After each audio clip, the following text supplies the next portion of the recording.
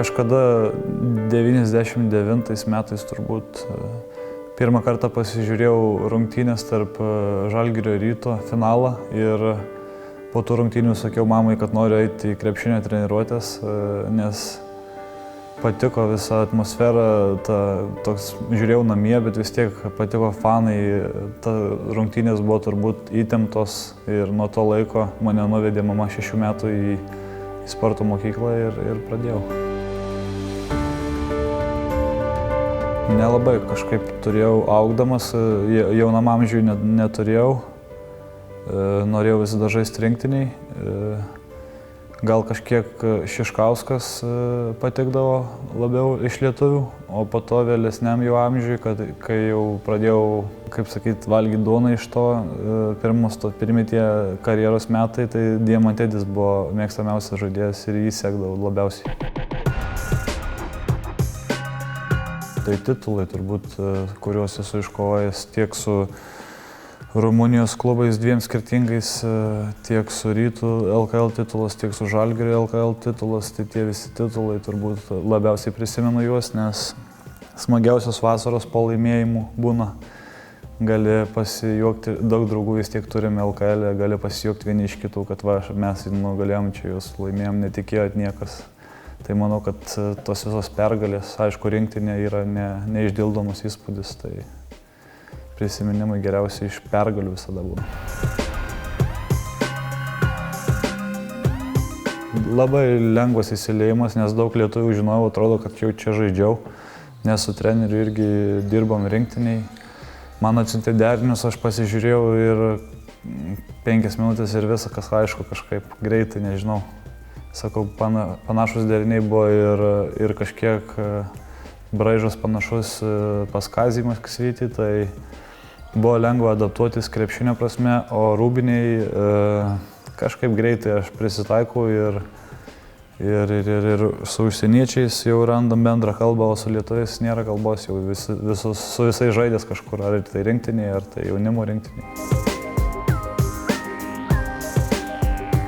Sunku lyginti, bet visiškai skirtingos patirtys, nes buvau labai jaunas, kaip žaidėjas super jaunas tada, pirmais metais.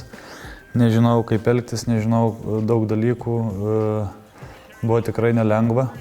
O antrą kartą jau viskas buvo aišku ir pats kaip žmogus jau kažkiek daugiau subrendęs, jau pats vaikų turintis, tai antrą kartą jaučiausi daug geriau, labiau pasitikėjau savim ir žinau, kas laukia ir koks spaudimas ir kaip su juo tvarkytis, tai antrą kartą daug paprasčiau viskas.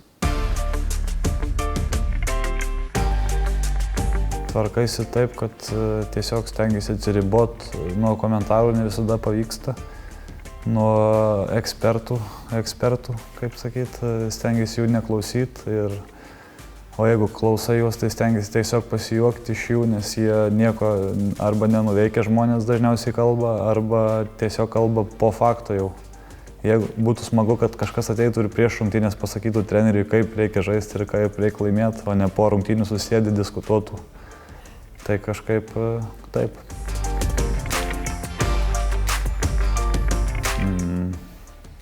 Nežinau, charakteris gal. Kuo sunkiau, tuo lengviau man atrodo, taip.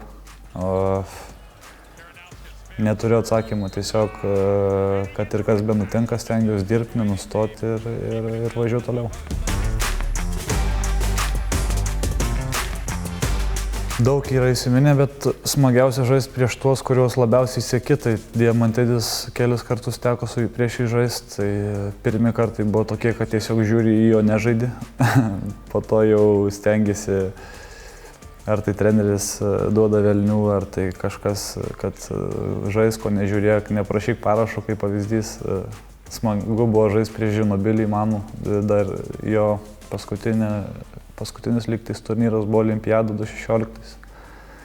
Daug tų pavardžių. Sunkiausia turbūt prieš Kampaco buvo žaisti, nes žaidėm Argentinai su jų teisėjais, tai nebuvo lengva. Pralošėm po 2 pratęsimų, berods pats daug žaidžiau tada. Tai toks kibus gynėjas su jų teisėjais tikrai nebuvo lengva. ką žinau, daug pavardžių buvo prieš šių metų Amerikos rinktinė, pasižiūri jų statistiką, NBA visi virš 20 taškų metų, tai turbūt superstarai kažkokie jie, bet kažkaip to nelabai sureikšminau. Sakau, smagiausia buvo turbūt prieš Žinubelį ir Diamantę žaisti.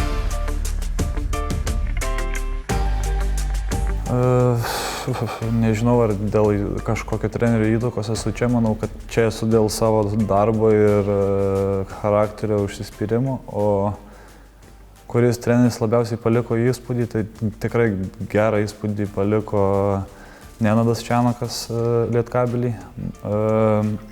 Tada, aišku, Šarūnas Jasikevičius daug patarimų yra davęs ir teko ir žaisti dar su juo truputį ir tada jis antras treneris buvo, bet jisai tas visas detalės, kuris man sakė, aš dar jas naudoju ir dabar ir kas keiščiausia dalykus, kurių jis net pats nedarydavo, man duodavo patarimų ir jie veikia. Tai tikrai suprantantis krepšinį, daug trenerių, tas Kazys Maksvytis irgi smagu buvo su juo dirbti tikrai ir nežinau, išskirčiau turbūt šitus 3 trenerius. Mano pomėgiai tai mėgstu žvejot. Dabar, kai turiu vaikų, tai daugiau koncentruojusi į jų pomėgius savo laisvų laiku negu į savo, bet sakau, turbūt pagrindinis pats tai žvejyba, buvimas gamtoj, pirtis, buvimas su kažkokiais su draugais ir nėra kažkokia labai skirtinių dalykų.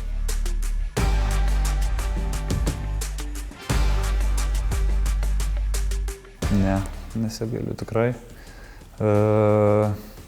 Nežinau, gal žmonos reiktų klausti, ar nesigaili vyrą pasirinkus tokį. Aš tai nesigailiu tikrai, nes man smagu žaisti prieš didelės arenas, prieš daug žmonių. Pats geriausias jausmas laimėti ir pats gyvenimas, tu mėgaujasi, žaidi kažkokį tai sportą, kurį vaikystėje vaikeisi tą kamuolį, o dabar už tai gauni pinigus, tai kaip neįmanoma, kad galėčiau gailėtis, tik džiaugtis. Vieną patarimą būtų sunku surasti, bet turbūt neklausyk, ką aplinka kalba apie tave, kokius stereotipus tau duoda, nes mes Lietuvoje labai mėgstam tos stereotipus. Rask savo kelią ir niekada nepasiduok.